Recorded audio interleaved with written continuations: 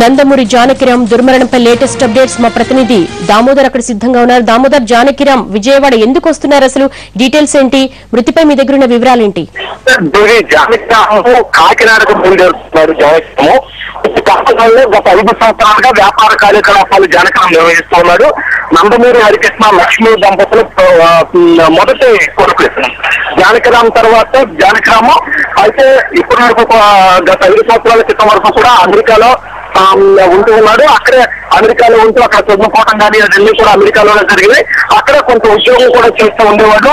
అయితే గత 5 సంవత్సరాలుగా మాత్రం ఇతను రాష్ట్రానికి తిరిగి రావడం, రాష్ట్రానికి తిరిగి వచ్చిన తర్వాత జానకిరాము కాకినాడకు సంబంధించినటువంటి ట్రాన్స్పోర్ట్ యజమాని కుమార్తెతో వివాహం జరిగింది.